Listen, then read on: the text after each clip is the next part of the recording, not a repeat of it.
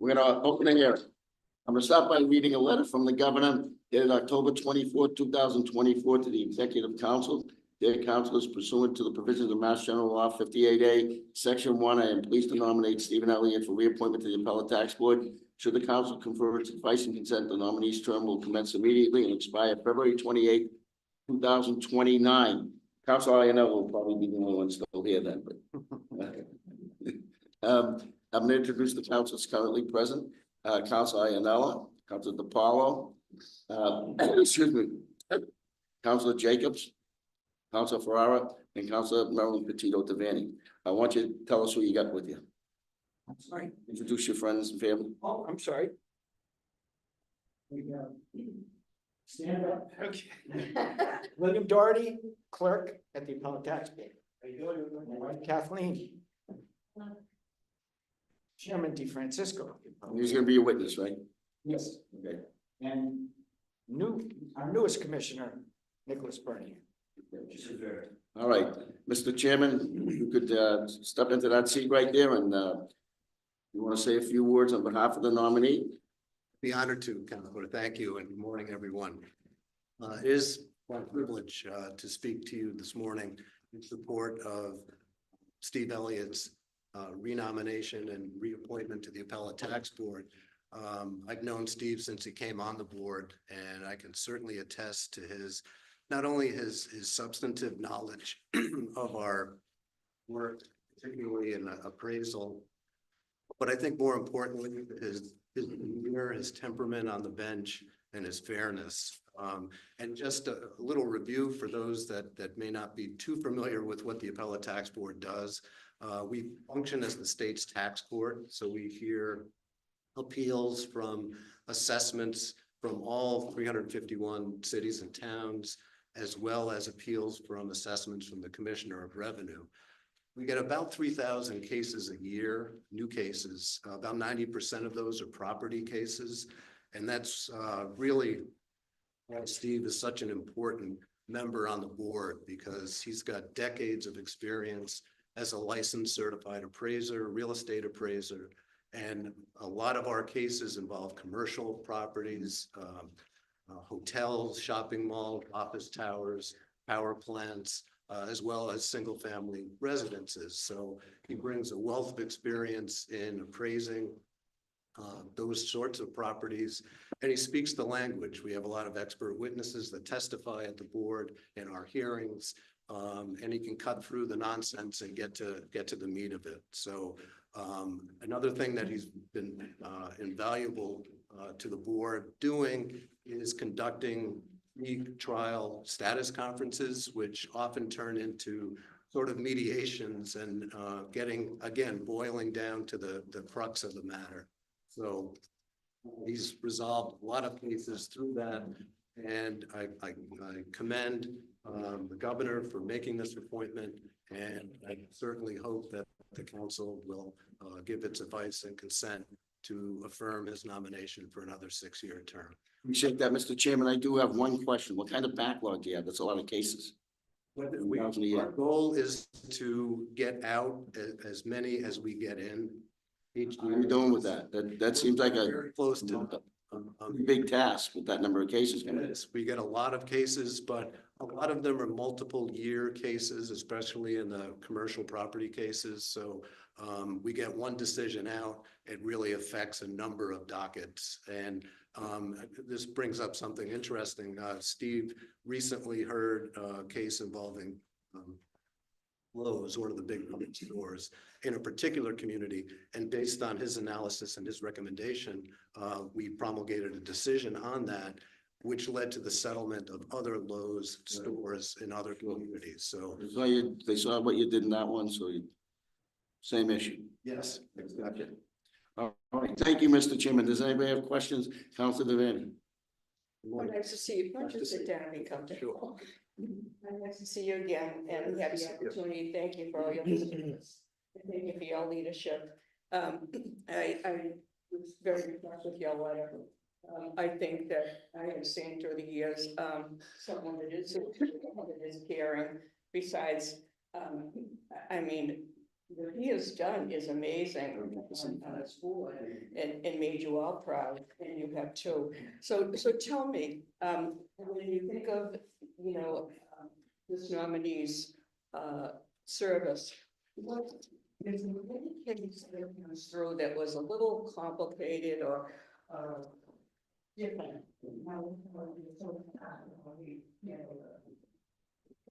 It's an interesting question. And whether you,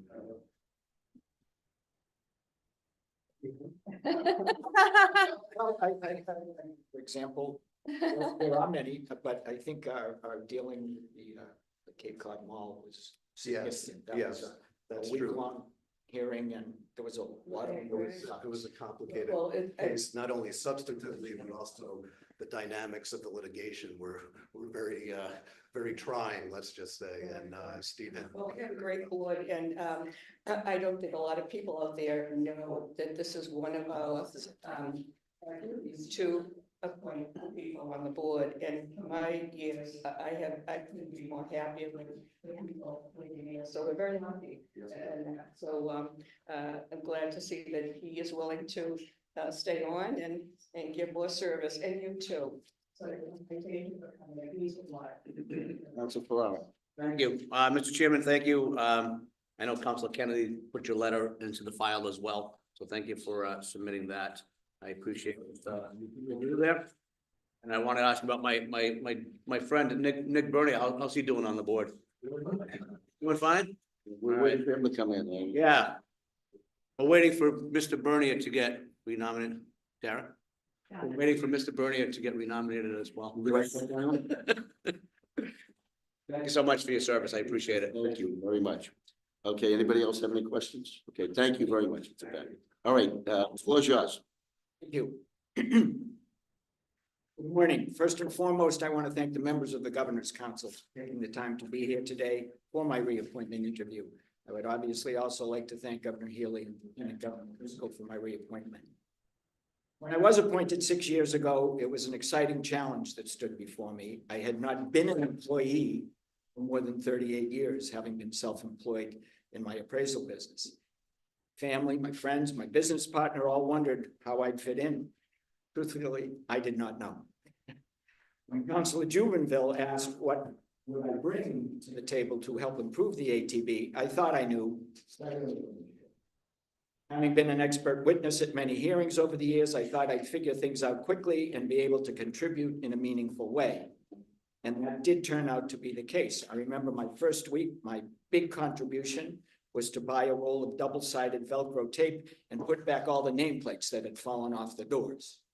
It was a benefit to me because I quickly learned everyone's name. When I started in 2018, I was impressed by everyone I met.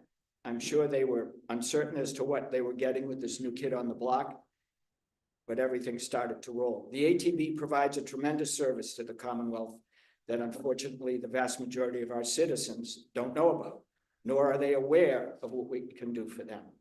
The board is constantly striving to become more visible, helpful, with new publications, speaking engagements, and what became, I believe, was one of our best items, which Chairman DeFrancisco referred to, the telephone status conferences. As a board, I believe our major accomplishment was the rewriting and reissuance of our rules of practice and procedures, which became effective in January of 2024. It's a tremendous document. It lays out everything one needs to know in order to operate efficiently and the engagement one has with the board. I wish we had an unlimited budget to get the word out as to what we can do for the Commonwealth. As I mentioned, I am so impressed and so proud of everyone at the board. Our clerks do a tremendous job. They keep everything moving forward, since the pipeline of appeals is a never-ending process. They keep a million balls juggling at all times. Our legal staff, I believe, are the unsung heroes, getting the findings out on a timely basis, presenting the rationale behind the decisions that we make as commissioners, and making them understandable and straightforward. The administrative staff knows where to go, what to do, and to get the answers both for the public and for us. Finally, my colleagues, they bring a tremendous skill set to the table, and they have enhanced my knowledge and understanding of the process and the legalities that I lacked. I in turn hopefully brought a full and more robust understanding of the principles, procedures, and standards of the valuation process to the board. Over the years, we've done things like a weekly lunch gathering where I'd meet with the legal team and they would tell me what I'm doing wrong and I'd hopefully inform them. And that morphed into what became department-wide meetings where we all exchange information, and there's a tremendous amount of team building and sharing that I believe is immeasurable. Finally, I'd like to return to the beginning and thank my wife Kathleen for her constant support and love. She'll probably hit me over the head on this one, but we celebrated our 50th anniversary this past June. I would also like to thank everyone at the ATB for helping me become the best commissioner I can. I'm exceedingly grateful for your support, knowledge, and help. And truly, it is all of you that inspire me every day to seek this reappointment. So hopefully I can continue to contribute and serve the Commonwealth in a meaningful and productive way. Thank you. Thank you very much. Councilor DePaulo, do you have any questions at the moment? I don't. I appreciated our conversation, and if there's complaints about your work on the Appellate Tax Board, it's very well hidden, so. Councilor Jacob. A couple questions. I don't want to take up too much time with it, but first off, I very much appreciated our conversation. I tasked you as my first experience with this board to basically give me a education on it, that I very much appreciated. And I appreciate that both of you sort of contributed that to the wider public, who probably does not hear too frequently about the work that you do. One question I wanted to ask was, in the course of discussing the work, the percentage of pro se, self-represented, I guess, appellants, or I don't know how you refer to them. Appellants, yeah.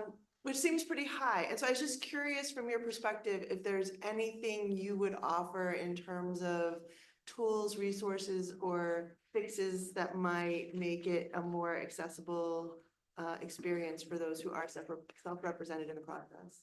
Well, as I said, I think we're trying all the time. One of the problems is the public doesn't know we're there. And one of the ways they find out that we're there is by going through their city or town assessor's office. And assessors, by and large, do a great job, but sometimes they're not as forthcoming with the explanation of what an individual's options are once they've decided that they are over-assessed. So, as I said, I'd love a multi-million-dollar marketing campaign to get the word out there for all the individuals who come in. And we have a tremendous amount of them, particularly from the major cities, because there's a lot of pieces and a lot of moving parts, and again, over the past 5 or 10 years, with property values increasing so dramatically, people are at a loss because fixed incomes, low incomes, they every time the tax bill goes up 100 or 200 or 400, in some cases they go up $1,000 in a year. It's devastating. So, we try and do the best we can. No, I appreciate that.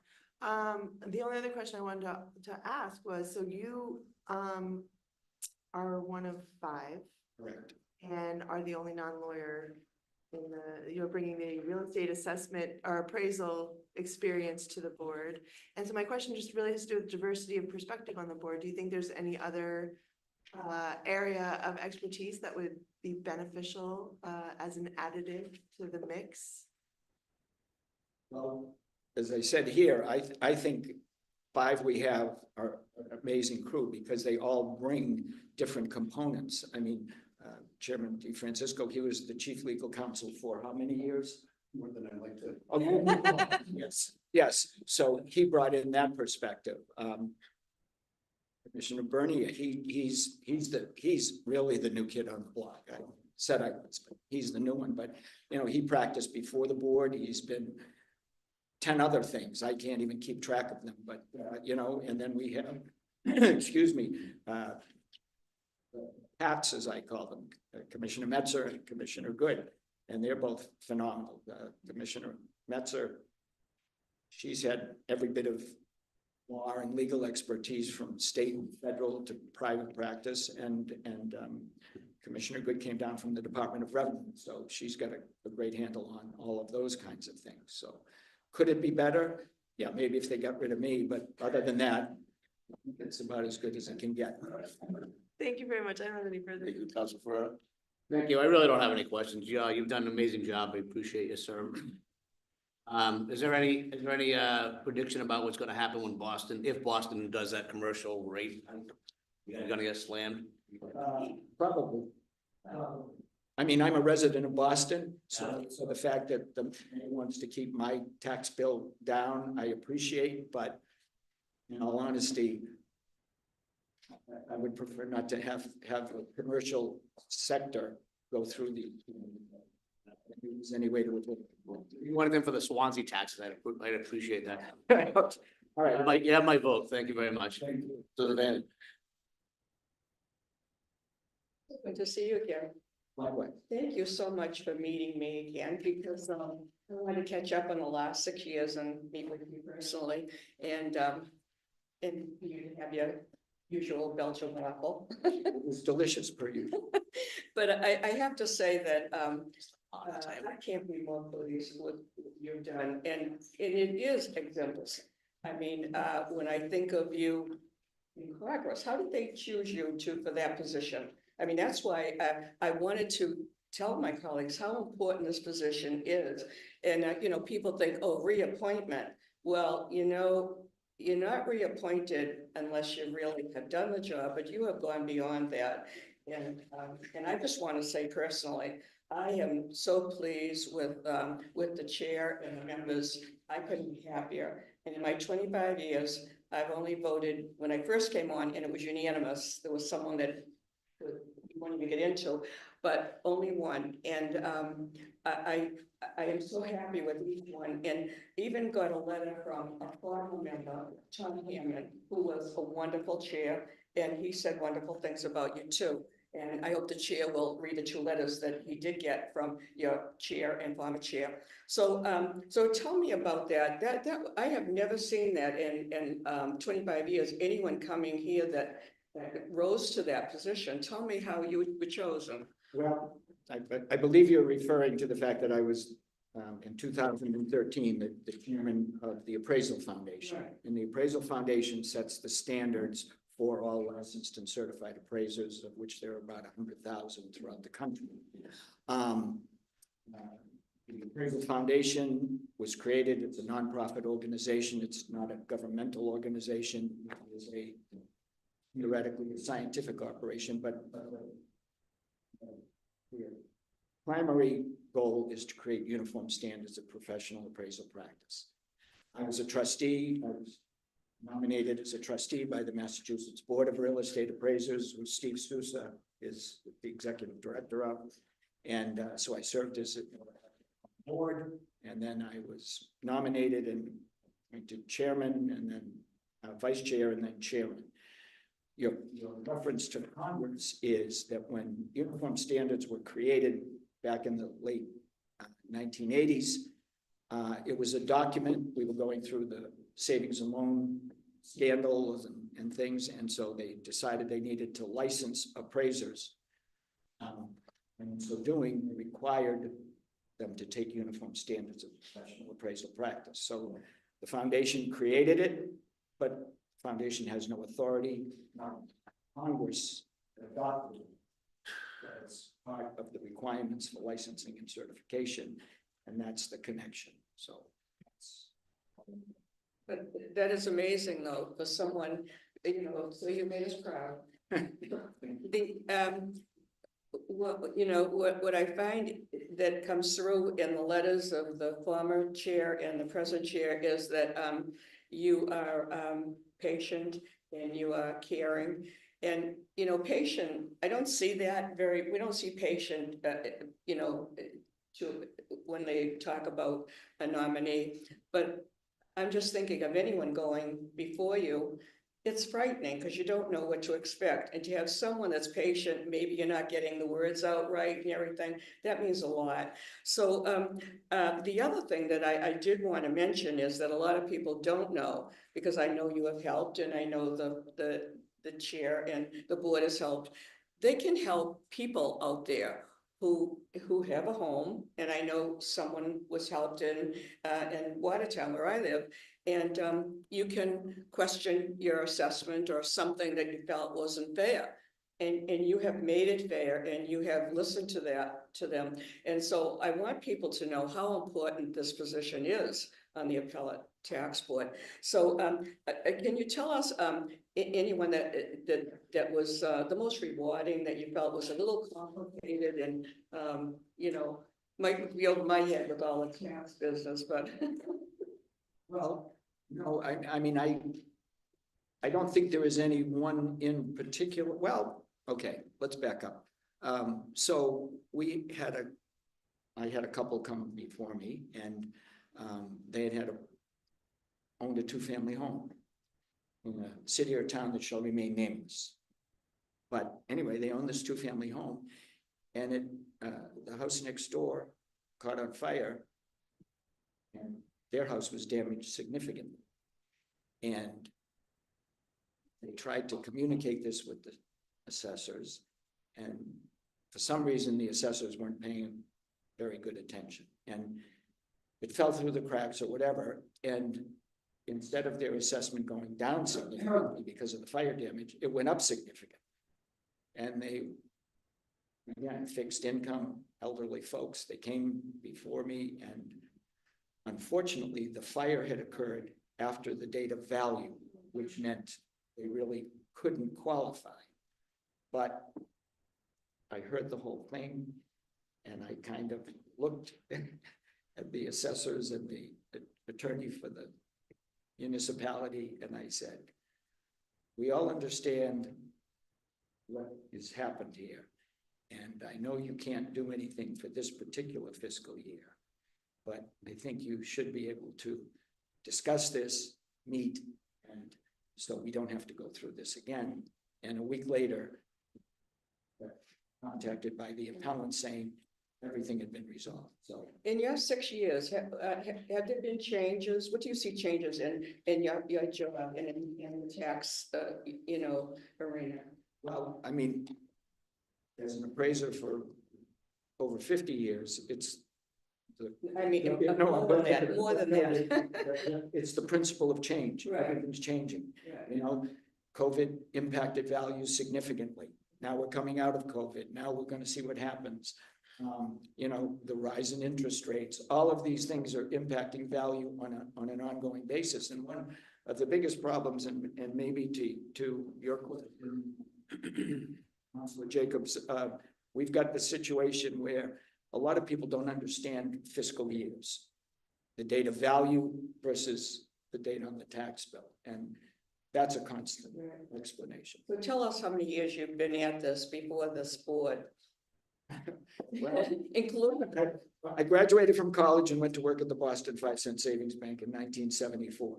So you can do the math. I think it works out. We are so fortunate, really. Do you see changes now that are happening, or not really with the economy or anything? Sure, all the time, from day to day. I mean, the elections just happened, so who knows what that's going to be. Right. Well, I thank you, and I'm so pleased that you're willing to take on another 6 years, and I'm glad I'm here to be able to vote for you for another 6 years, and I thank the chair and all of us. I couldn't be more pleased. We have the best appellate tax board in the country. We really do. Good people that really care. So thank you. Appreciate it. That's all you know.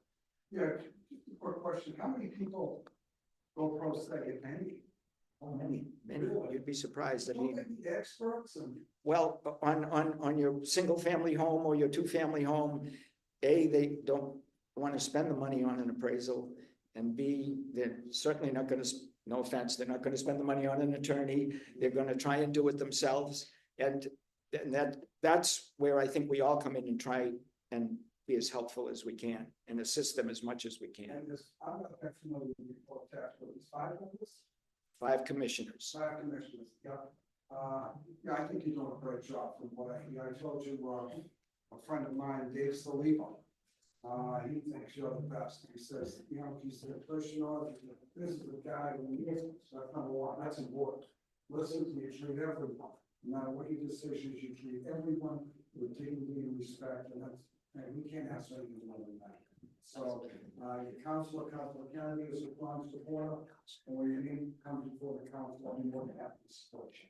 Thank you very much. Congratulations on your nomination. Keep doing a great job. We're adjourned.